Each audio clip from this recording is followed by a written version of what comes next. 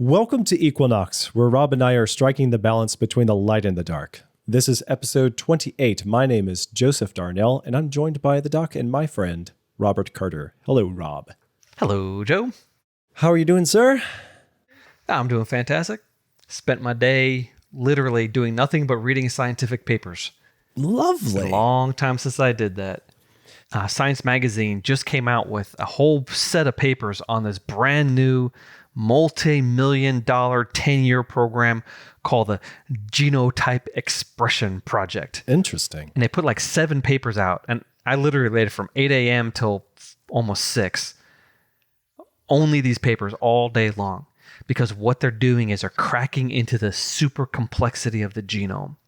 The things that the Human Genome Project couldn't do almost 20 years ago, they're finally able to do now. And that is to say, what this letter in the genome does. Interesting. What does that letter in the genome do? Not just does it exist, it's what does this function? And it's really, really amazing and fun stuff. And they can tell differences between men and women, and differences between African Americans and European Americans. No. And from one cell type to another, from one, like the brain is different than the liver, and how this letter affects things in the brain but has nothing to do with what happens in the liver. And that's just awesome. Crazy, complicated, cool stuff. But it took many millions of dollars to start figuring it out. Yeah, you got to think that with all the letters, you were saying, how many letters are there? There's really just a lot of different combinations, right? There's not too many letters. What do you mean letters? There's a significantly low number of letters. Then how did they identify? Is it a combination of the letters, like basically introducing a word that means this has to do with your liver? Well, they didn't actually know until they started experiments. And what they did was they took nearly 1,000 cadavers. And right after the person died, tissue donors or organ donors, they sampled all different parts in the body. And then all they did was they looked at, okay, in this organ, what RNAs are being produced? And that's it. Wow. And they had the genome sequence for the individual and all the RNAs being produced. And they said, okay, well, in the liver, this RNA is produced, but in the spleen, this RNA is not produced. Oh, the difference is that letter right there. It must be something dealing with liver function and not spleen function. Or men versus women, or African American versus European American. It's just really, really cool. How long could this project take, you think? I mean, grant you, given the size of the Human Genome Project, I mean, this is like really meta stuff. This is inside baseball for genes. Absolutely. This is super meta. And that's what it took. They promised, the scientists convinced the US government to sequence the human genome. Hey, US government, why don't you spend $3 billion because we will cure disease? Oh, yeah, of course. And it wasn't true. It was completely wrong. Whoops. Absolutely 100% wrong. No genes led to the curing of disease. And they said, oh, if we sequence a genome, we'll understand how it works. Yeah, 20 years later and many more millions of dollars, we're finally starting to understand how it works. Well, you got to start somewhere 25 years later. That's right. So that was my day today. How was your day today? Really good. I'm super duper tired. Next to never do I stay up late talking to the wife like we did. We usually are timely in bed and get up on a routine basis in the same kind of schedule. But last night we just ended up talking and talking and talking. So then, it's a school night and we couldn't really help it. We just couldn't help ourselves. And then this morning we got up early. So I'm pretty tired, but I cannot be tired. What day is tomorrow? Tomorrow is the day. Tomorrow is the 15th, right? Yeah. So when this is going to be going out, it's Wednesday, but we're recording Monday. Yeah. And tomorrow I got to bring my A game because I am a technology enthusiast and Apple has a great big event going on tomorrow. So I'm going to be paying attention to their live stream and I'm looking forward to that. Really? I probably will get my wife a new iPhone this season. So if they have the new iPhone this year. Is she part of the Borg yet? Oh, yeah. She was discovered by the Borg a few years before, we met. And when we found each other in the Unimind, it was wonderful. Such a romantic story. We actually are sort of an all Apple family clan. I started with my first Mac when I was 7 years old. And, wow. I had a PC for a stint for 5 years, and I've used professionally PCs, but they're just not my thing. I prefer the Macs. I can honestly say I have seen Macs, the early ones, in school I taught at in the 90s. And one time at Georgia Tech, I walked up to a computer cluster to try to register for classes, and it was Mac-based. And I stared at the screen. I had no idea what to do. So I went to a different computer cluster and registered there. And that's my experience with Macs. Wow. I really was intrigued by PCs early on because a neighbor had a PC and he built it at home. And that was a fun machine because he bootlegged all kinds of fun things. He would play these computer games and I was like, how'd you get that? I can't get that on our Mac. You know, we bought everything legally that we used on our Macs for many years. Yeah. Yep. My first computer was a Commodore 64. And that was, to this day, the best computer I've ever owned. That's an 80s machine, right? Oh, I loved it. Yeah, because I've read about it, but it's been a while. It was so user-friendly. Yeah, it's a classic. And it was so, I mean, it was slow as molasses. And, you know, I had a tape drive for data storage. And then I splurged and got a disk drive, a 5.5-inch floppy, 5.25 floppy. And man, I could put Centipede in there and wait 10 minutes for Centipede to load. You had to actually grow your centipedes and put them into the centipede drive to load.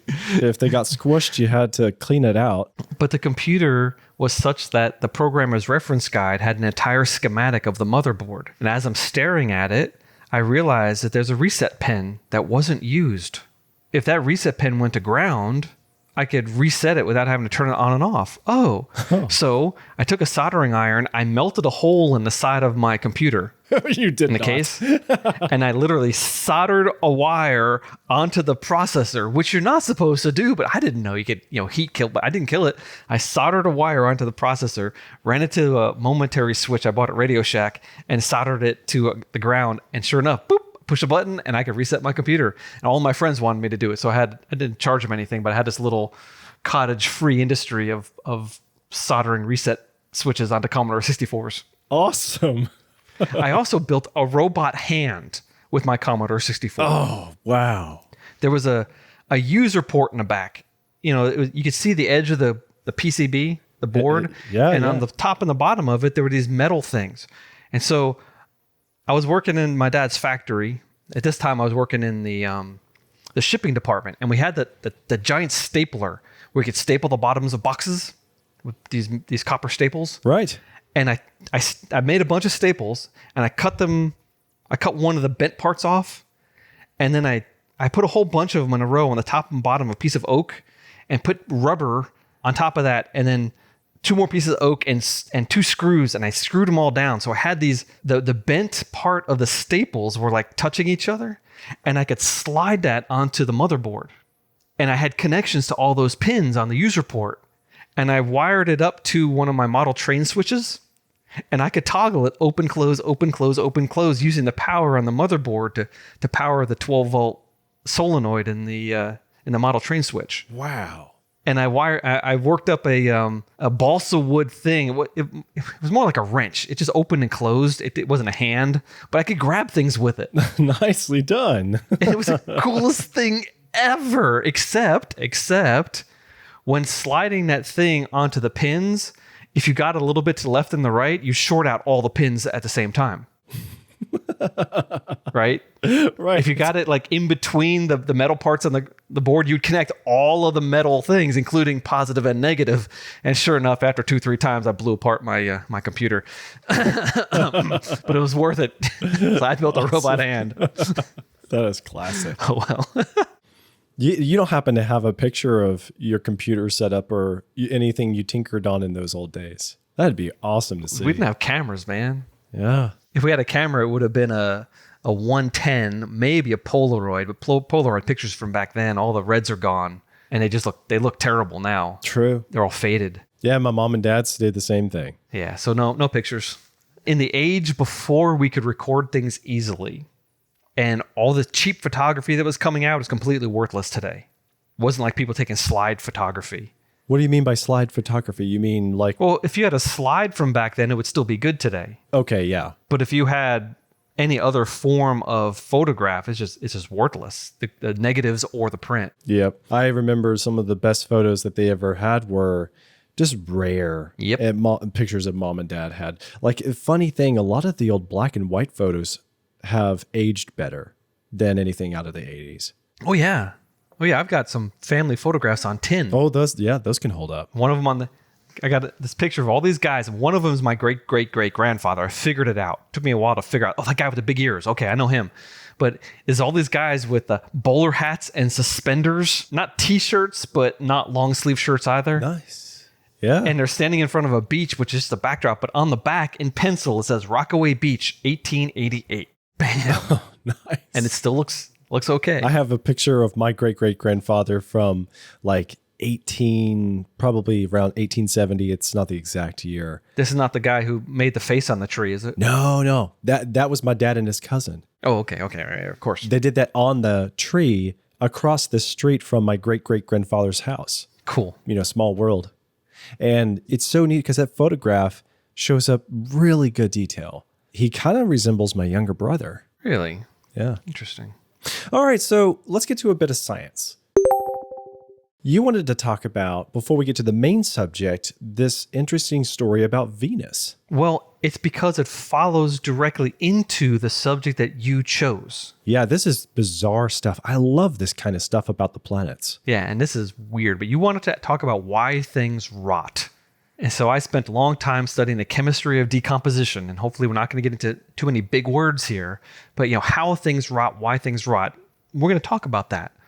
But today, I read this article about Venus, and there's some things when you're looking at like spectra of light coming out of things, there's some chemicals that have very distinct emission or absorption lines. Right. And one of the very distinct things is called phosphine, which is a phosphorus stuck to 3 hydrogen atoms. It's pH 3. Extremely simple molecule.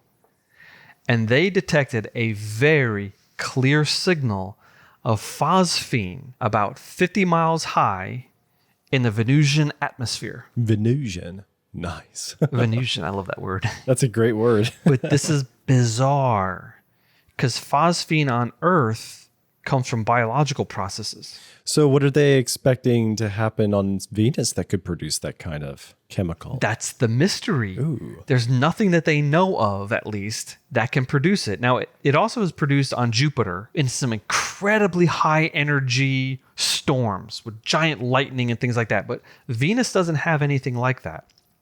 So it doesn't have the high energy of Jupiter, and it doesn't have the biology of Earth. What's making pH 3? And the strangest thing is, phosphine smells like rotting fish and garlic.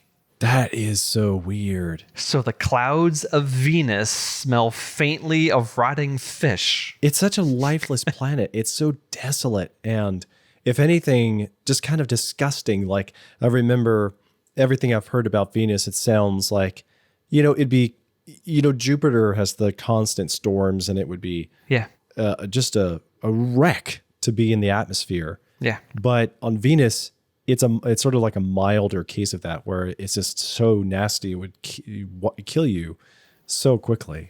Yeah. So what is it? Isn't it over 900 degrees Fahrenheit? Something like that. Lead would melt in your hand if you're standing on the ground on Venus.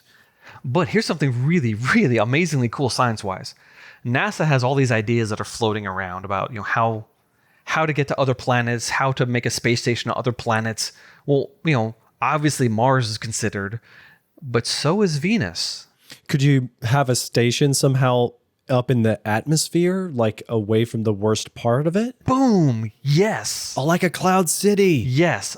At 100 miles in altitude, it's 1 atmosphere of pressure, and you're above the sulfuric acid clouds. Ooh. So you could literally be outside, and all you would need was a face mask so you could get oxygen. That is awesome. Wow. Now, I don't know what the humidity is, so I don't know if you want to expose your eyeballs, and I don't know if there's, I don't think there's oxygen. Oh, yeah. And I don't think you want to expose your eyeballs to a non-oxygen environment, but you don't need a pressure suit.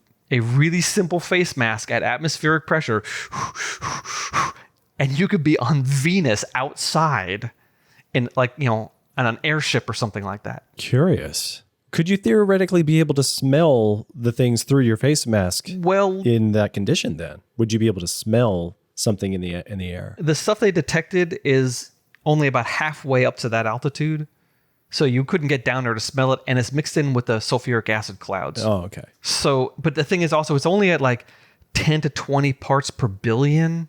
And that's right. I looked this up. I wanted to know what the edge of detectability of the human nose was to this stuff called phosphine. And the answer is the best human nose can barely detect it at the maximum level we see it in the Venus atmosphere.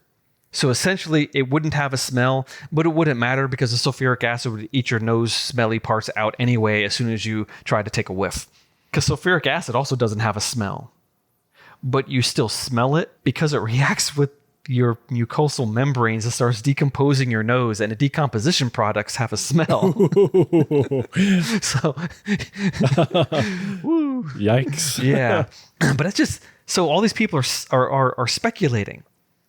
Is there life on Venus? Well, the answer is no way. There's no way there's life on Venus. Well, just because something smells like plant-based material or something, it is tantalizing to consider. But they can't figure out a mechanical, chemical, geological way to make this on Venus.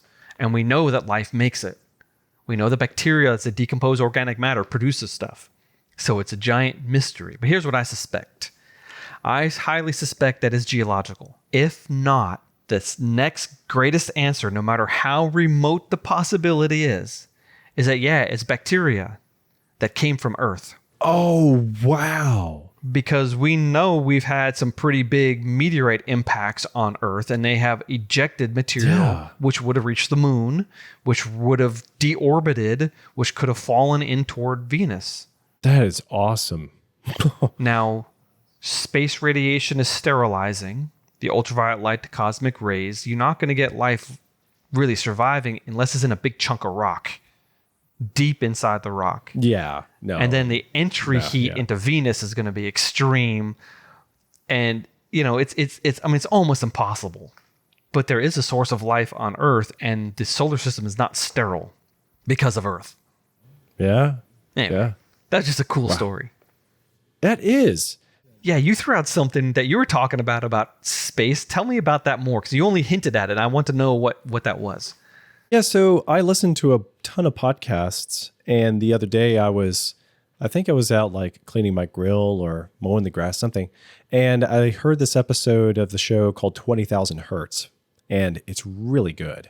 I discovered the show not too long ago. My wife took an interest in it, and she just went back and listened to all of the archive, and she highly rated it. So I went back and checked out some of the episodes just based on subject. And there was an episode called Space. And in it, they proposed what would sound be like on the various planets. If you could be on the surface of Mercury, you would hear nothing. Because it's an atmosphere. But if you could put your ear down to the surface, you could hear quakes and reverberations through the rock. All right, fair enough. And then they went on to Venus and said how the atmosphere is just so thick that sound travels through it, but it would sound kind of like sound traveling through water, perhaps. Cool. And you would have a hard time distinguishing what direction the sound was coming from. It's hard to tell sound direction underwater because it reaches your two ears almost simultaneously because it travels so fast. So your brain can't detect direction like it can in air because there's enough of a delay from your left ear to your right ear that you can tell what direction a sound is coming from. That is wild. See, I always assumed that I could tell the direction of a sound, but just because, the sound's coming over from the right and it reaches my right ear and it's louder on my right side. Well, but you're right. That would also contribute to it. Yeah. But for distant sounds, the intensity difference from one ear to the other is tiny. Because, sound does decrease with distance, but when you're far enough away, if something is a mile away, the difference between your two ears is such a small percentage of a mile that the intensity doesn't drop off as it goes past your head. Well, and then when they moved on from Venus, they also talk about planet Earth. All right. And I suddenly realized what an incredible thing that we have here because the conditions are just right. That sound can do what it does here, that we can enjoy sound the way that it travels through the air here. And I don't think I would have ever thought of that because we just take for granted that this is the way that sound is supposed to be. The way it is on planet Earth is the way that theoretically it would also sound like on Mars, but it wouldn't. No, I think there'd probably be almost no sound on Mars because the air is so thin. And all the Jovian planets, Jupiter, Saturn, Neptune, Uranus, would be real thick. And then Pluto doesn't have an atmosphere. Wow. That's so weird. Wow, that's cool. Yeah, because you just take for granted sound that even when you see Star Wars and Star Trek, that they have sounds in space, and we know better than to do that now. Then we want to colonize, the moon or Mars, but then we have to account for no matter what you do, even if you had a high-tech way of having a habitat, you still got to account for, well, how are you going to have sound? Then and you could do that inside of a habitat, but if you wanted to hear something outside, you're not going to be able to hear it. I heard a clip from NPR this morning or maybe last night, and they were trying to mimic how the Hagia Sophia sounded when it was built many, many, many centuries ago. It was the largest audience hall on Earth when it was built, which was Constantinople. Now it's Istanbul. But they took orchestral pieces from that time period, a cappella. So guys going whoa, and people whoa, whoa, whoa, and they had those people sing it, and then they use audio engineering to amplify it in such a way that it was in that giant cavernous hall and what it would have sounded like. It was really, really cool. That is awesome. Yeah, I'm going to look that up. And I'm going to put it in the show notes, so I got to look it up too. Arg.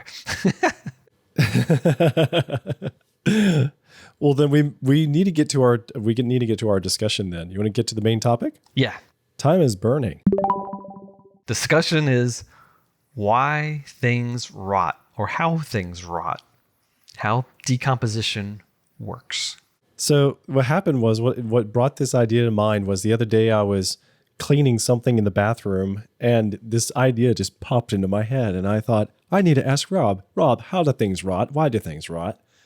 So it is a scientific subject. And oh, yeah. I remember as a child, probably my earliest memory of dealing with rot, not waste. Oh, by the way, we might want to say to everyone, if you're on your lunch break, you might want to, listen to this later. Oh, yes. Yes. This is going to be gross. But this is also an incredibly important topic because it impinges upon fossils and the fossil record and what you might expect in the fossil record versus what you find. And it's hugely controversial. So when they found Tyrannosaurus rex leg bones and now a lot of other species of dinosaurs also, including ichthyosaurs and things like that, with non-fossilized material inside the bones, how do you answer that? Because we can study rotting today. We've been doing it since the 1800s. Mm-hmm. Categorizing things, examining, doing controlled experiments, seeing what happens where and how. And when you see stuff inside a dinosaur bone, even evidence of proteins and maybe DNA, whoa, wait a second. So there's this thing in science. It's a science of taphonomy, T-A-P-H. Taphonomy is a study of how organisms decay and become fossilized. So your question of how things rot is actually a lot broader than just the chemistry of, I put an apple on my counter and it starts turning green. Right. This is really cool. And even Charles Darwin in The Origin of Species, he said, no organism wholly soft can be preserved. Well, he was fantastically wrong. Good point, yeah. But it was his view that the fossil record accumulates very slowly. Therefore, anything that was soft would rot away before it became fossilized. And he was just plain wrong. Right, then it would presumably just have to be the tough bones that could be a fossil. Exactly. Yeah. But we've got fossil jellyfish and fossil worms and fossil flowers even, and raindrops. Don't we also have like fossilized examples of like fur and feathers? Maybe not as much, but we have some. And yes, awesome. And dung.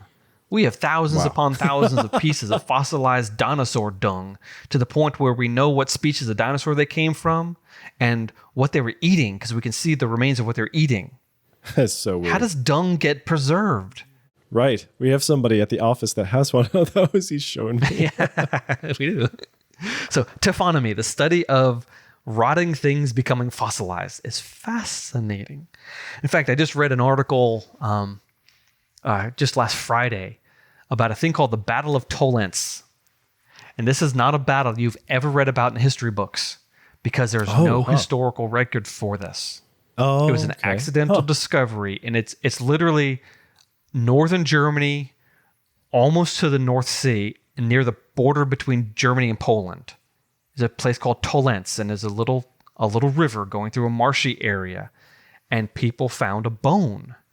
And then they found a spear point embedded in a bone, a bronze spear point. And they said, oh, and they started excavating, and within 9 square meters, they found evidence of 130 dead bodies. Oh, wow. That is incredible. And nobody knows anything about it. That is crazy. This is Bronze Age. There's no history. Nobody thought there was major civilization that far north this early. No one thought there were major towns. Nobody thought there were any sort of organized kingships or anything like that. Not even remotely. And yet here we have a battle where, maybe 10% of soldiers on either side might get killed during a battle before the other side runs away. And they estimating that, a couple thousand people were involved in a battle at minimum. And it looks like there was an old pilings for a bridge here. And so it was like a crossing point of a bridge. And there's these two sides that were warring, and there were horses, and there were bows and arrows, and there were spears and wooden cudgels, and there were swords and bronze armor. It's just really amazing stuff. And all of this stuff is preserved because maybe the people who landed on ground didn't get preserved, but there was a lot of mud in this battle, and people that fell in the river or in the marshy area didn't get picked over, and their bones didn't decay, and they got buried in peat, and now we can dig them out. And the horses there too. Oh, and 2 of the warriors were women. That is fascinating. This is crazy. What culture is this? But the study of taphonomy and archaeology and fossilization is just amazing. And so here's a battle with no historical record, and yet clear as day it happened. And it has totally changed our understanding of Northern European history. It's not supposed to be there. And yet there it is. Oh, and the reason I was reading this is because I was getting to the genetics of it. I knew about this battle. And now people have done genetic studies, and they found out there are no genetic differences amongst the soldiers.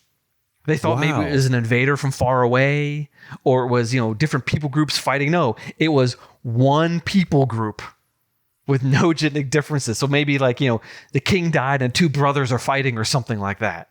Right. But the important thing to gather from that detail is that it hadn't rotted away so thoroughly that you couldn't make an observation from the genes. Yes. You've population level studies of the DNA from things buried under river mud. It's totally amazingly fun and cool. Wow. Let's use that as a launching point. What happens to a body or a cow or a mouse or a dog, a human? What happens when an organism of that size dies? Who cares about bacteria, right? Water bears and little teeny things. That's not important. But a large thing, when it starts to rot, what actually happens? In general, it seems like exposure to the elements, in layman's terms, means it just starts to decay. It starts to fall apart. And that's where it gets weird, though, is like I know from how it smells and how it changes color and how putrid it gets and that it attracts flies, that it just gets nasty. But I don't really understand why it goes through that metamorphosis. Got it. And we're going to do exactly that. For example, I know a thing or two about the aging process of things like Scotch in wooden barrels, in the aging process and getting some of the flavor out of the wood. And I get that, how it's absorbing some of that smoky flavor that might be used at times, and other times just a great wood that has a good flavor to it. But I don't really understand why, as things rot, that they smell the way they do, unless it's just a chemical reaction and some of it is evaporating. The whole thing is kind of mysterious. Okay, I got all those things on the list, every single one of those things. But first, let me ask you a question. Yes, sir. Have you heard that after a person dies, their fingernails keep growing? Yeah. And other things keep working too for a little while too, like hair. Okay. This is an urban myth. Really? Yeah. Certain cells do keep on trucking for, minutes to hours, at most a day or two, after the brain stops working and the heart stops beating. Because, biochemistry will keep on going all by itself for a while. It'll start falling apart really quickly, but there are a couple of chemical reactions that will keep on going inside a cell. But fingernails don't keep on growing. They'll grow too slowly for you to notice. Your body will start rotting away beforehand. What it is as the body starts drying out, which is one of the first things that starts happening, is water is evaporating from the body, the skin shrinks. And as it pulls back, it looks like the fingernails have grown, but they haven't grown. Oh, that is interesting. That makes sense. Huh. That is kind of disturbing. It is really and the rest of this is going to be disturbing.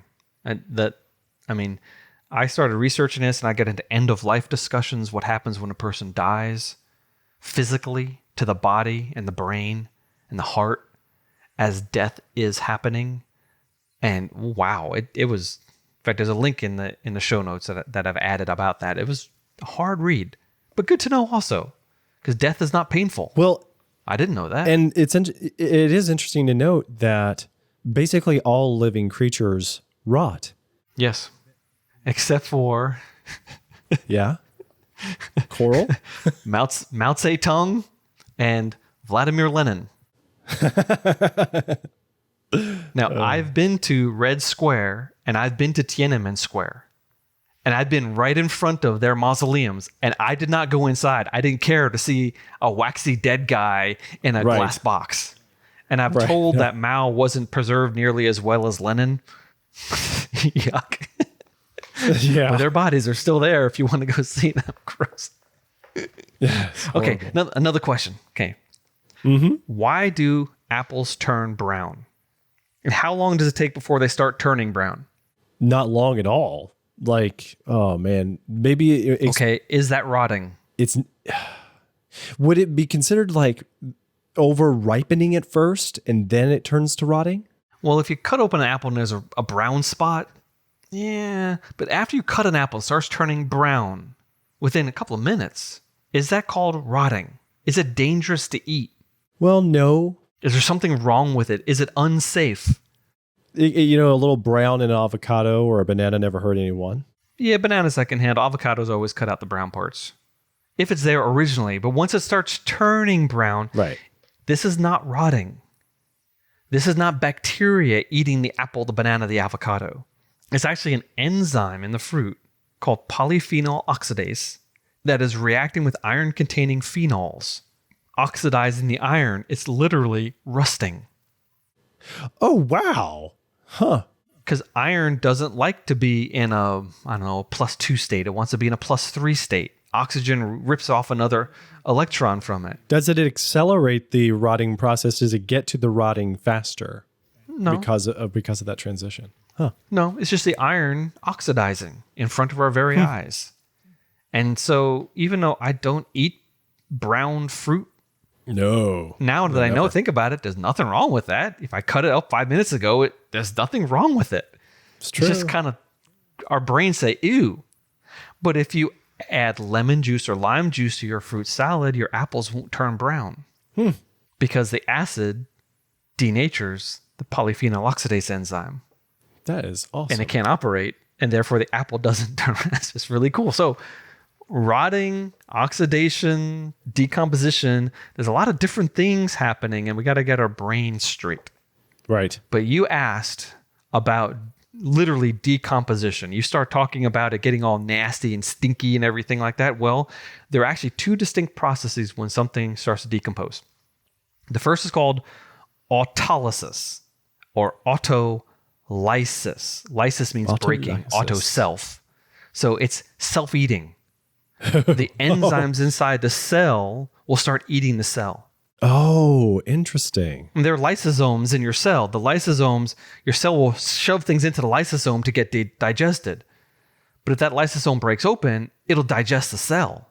And then the cellular stuff will spill out into the neighboring cells. And it's just this whole liquefaction that's happening without bacteria. It's happening all by itself. Autolysis or autolysis. And then there's a process of putrefaction. And putrefaction is part auto and part bacteria. It all depends. And the rate of these things because happening, of the different kind of substance or thing that is rotting, I suppose. yeah, and some chemicals break down real quickly, and some take a long time. Some take bacteria, and some will happen all by itself. But think about, have you ever had aged beef? You go to an expensive steakhouse, right? Aged beef. You know what that means? Disgusting. Yeah. They cut it out of the cow and they put it in a refrigerator for weeks. Ew. And then they'll scrape it off and fry it up and give it to you. And it's yummy and tender because of autolysis. Sometimes because of bacterial action, but not usually. It's usually because the meat is tenderizing itself as it's very slowly digesting because of its own enzymes. I've heard that they scrape off the green stuff. I don't know if that's true. As in, there's mold or fungi growing on it. That sounds like not the right answer. Right. I don't want them to leave it on there, but I wouldn't put it past them if they're going to serve it to you in the first place. And they're going to cook it, right? So what harm can it cause? Well, I don't know, man. The raw beef is yummy. I mean, it's all flesh, whether it's cooked or not, right? I have had people who really tried to convince me to try a rare steak. And I went to a fancy seafood restaurant once. I had some very extraordinary fish. Too extraordinary for me. So I think I would take about as kindly to eating rotting apples. So I don't know. If you rot them correctly, you get apple cider. Oh, no. Now you've just changed everything. And this is apple season, man. You can't say that to me here at the dawn of the apple season. Have you been up to North Georgia to some of the apple farms? Oh, every year. But I haven't yet. And the cider tasting rooms at the apple farms? Yes, it's so good. One of the best reasons to live in Georgia. And if you haven't come down here for apple season, you really should. Yes, all you people not from Georgia, North Georgia and apple season. Forget Washington State. No, forget that. Georgia apples are the bomb. They really are. Anyway, and we have tons of variety. That's right. You just get some fried apple pies. You're in heaven. Okay. When an animal dies, human, cat, rat, they get stiff, don't they? Yeah. Most all of their is it just because of dehydration and also like what is the word? Congealing of the blood? Excellent question. No, but that's an excellent question. It's actually a chemical reaction in the muscles. It's called rigor mortis, or the stiffness of death. It doesn't last a long time. It only lasts for a couple days, maybe.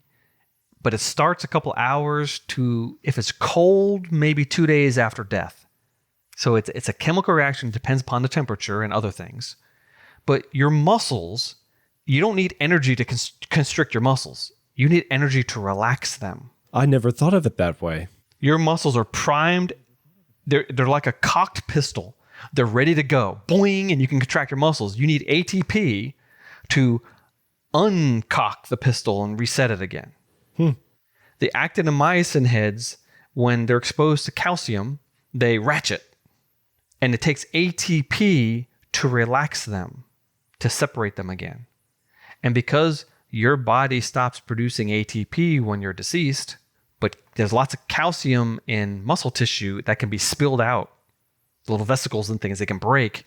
You have calcium flooding your muscles and no ATP, your muscles tense up. And you ever heard the phrase a stiff? Yes. Okay, that's a dead person. Oh, yeah. They're stiff. In the morgue. There was a Jerry Lewis and Dean Martin movie from the 60s. I don't remember what it was. Something about, I think he got speared with a swordfish. Just dumb. Just stupid comedy. I never even laughed at it. My dad loved it though. And there's one point, I think it was this movie, when he's in a not a morgue. I think it was a funeral parlor, and it's all these coffins, and he's trying to hide them or something. And he opens it up, and a body kind of falls on him, and it's all stiff, and he's trying to fight these stiff bodies. Well, that's because of rigor mortis. It's the muscles tensioning up, and as they all go through autolysis, the muscles start to get flaccid and they weaken again, and the body will get rubbery again, like it was before rigor mortis set in. So that's one of the stages of decomposition, but it's not really decomposition. It's just the cessation of biochemistry. I put a review up on creation.com recently on a over 100-year-old textbook. It's called Hunter's Civic Biology. It was the textbook at the heart of the Scopes monkey trial in 1925. Knew that name from somewhere. And lots of creationists had talked about the Scopes monkey trial, but I had never read anyone who actually did a review of the textbook. So I read it. I got a digital copy online, and I read the whole thing. And it was actually shocking how modern some of their science was and how primitive some of their science was. I mean, they didn't even know what vaccines were. Vaccines were over 100 years old at this point, but they didn't know what viruses were. All they knew is if you took the pus from an infection and gave it to another person, you could prevent that person from getting the disease. Ew, yuck. Oh, that is horrible. But that's what they knew. The lymph, the goo, whatever it was, you could inoculate people with it. And one of the things they believed at this time was something called ptomaine poisoning. Have you ever heard of ptomaine poisoning? It rings a bell, but I don't know what that is. Exactly. It rang a bell for me too, but I didn't know what it was. But since I'm, 10 or 11 years older than you, I'm a decade older, and I'm closer to when people believe that than today. So a lot of people, young people today, would never even heard of ptomaine. Well, they thought that these stinky molecules called ptomaines, and by the way, PTO, ptomaine, is a silent P. Love those words. Ptomaine poisoning. They have an amine. An amine, like ammonia. Ammonia is NH4. An amine is an NH3, and the extra bond is connected to a carbon.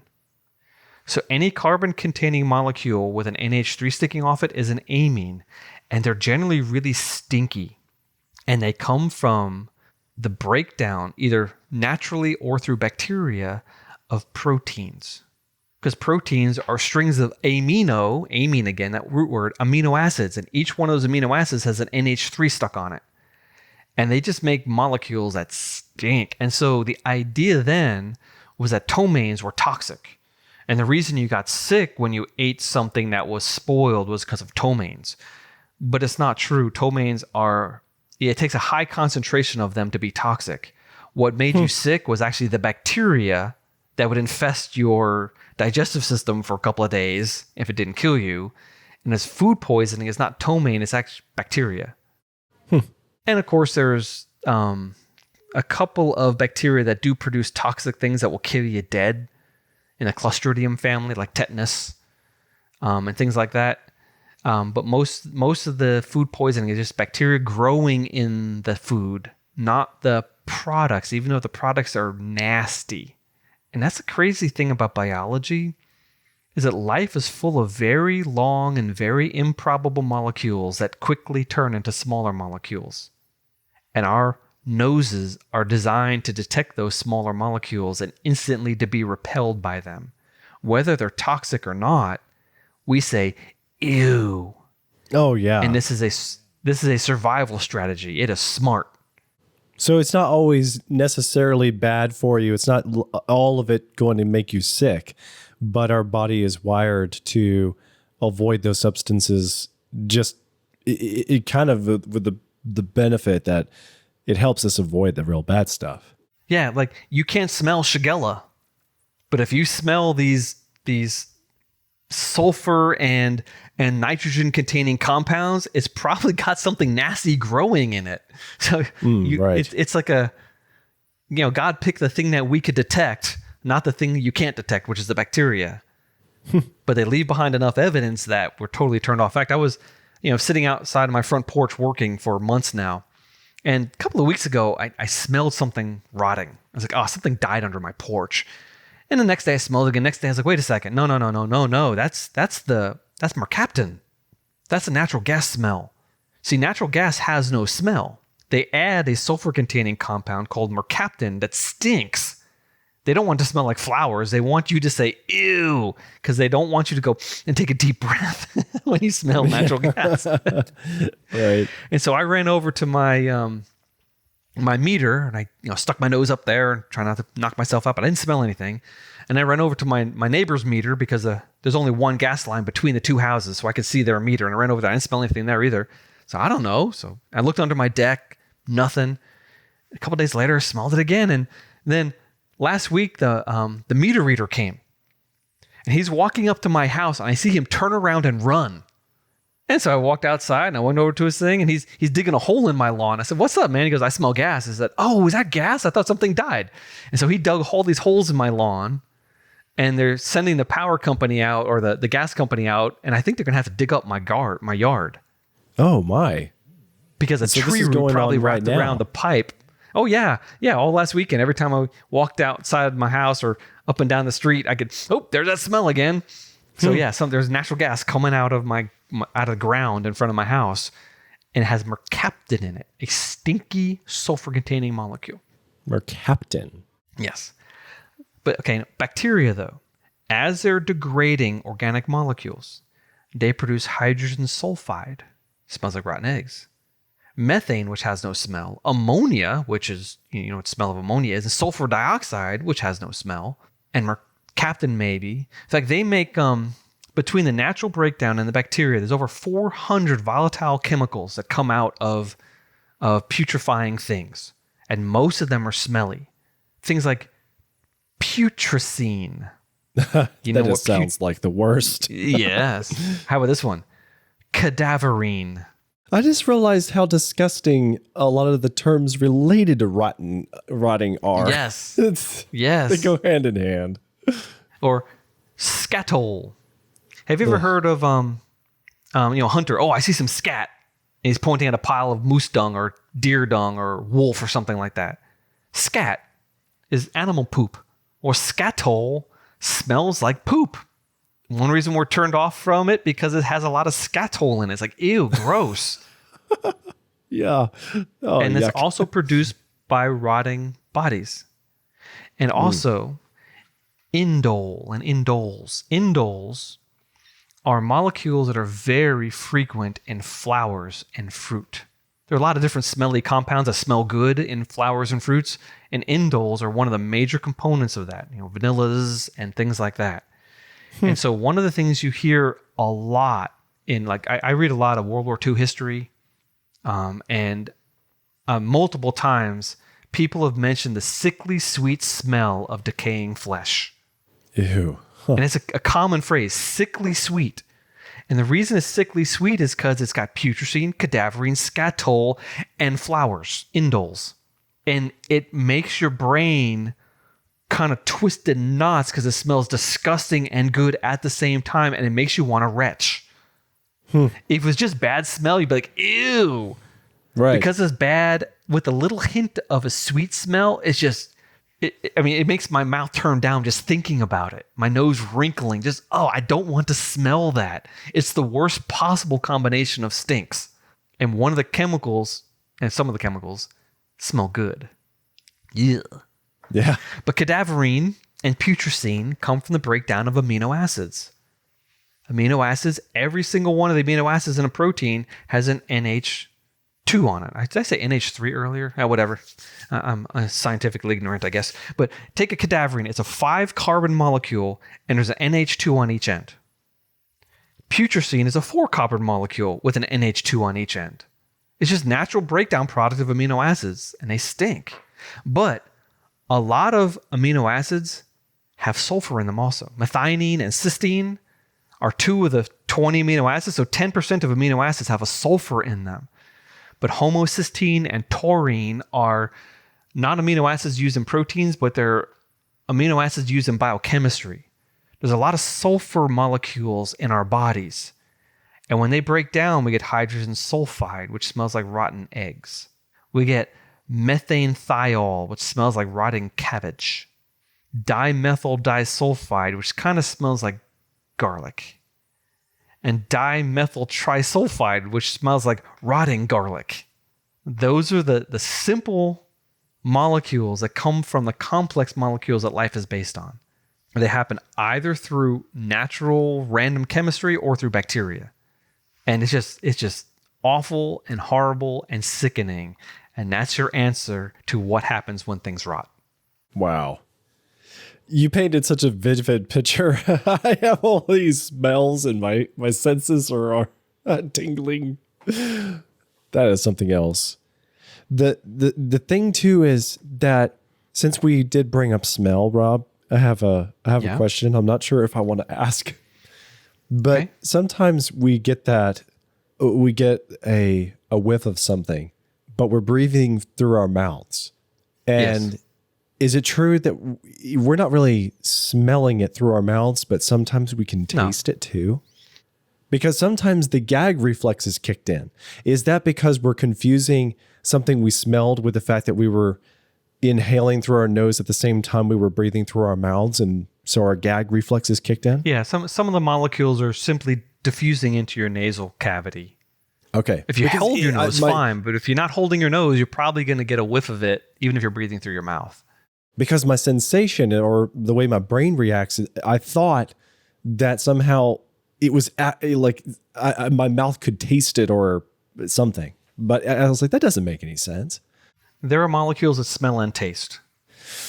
And your taste receptors are very similar to your olfactory receptors. But the crazy thing is about smell is as soon as you get to a couple of carbons long, you can smell every single possible molecule between there and an upper limit of the number of carbons. Because once they're too big, they're solid or they're liquid or they're fats. They don't evaporate. And they're too small, like methane, you can't smell them. But once you get within a certain range, there are millions of possible carbon compounds. Whoa. You can smell every single one of them instantly, and they all smell different. Holy cow. Yeah, isn't it true that our sense of smell is much better than taste? Yes. That makes total sense. You don't have that many olfactory receptors. You don't? Huh. And you can, so there's a really fascinating book I read a long time ago called The Emperor of Scent. And a guy named Luca Turin, who I hope he wins a Nobel Prize, but he's trying to figure out how smells work.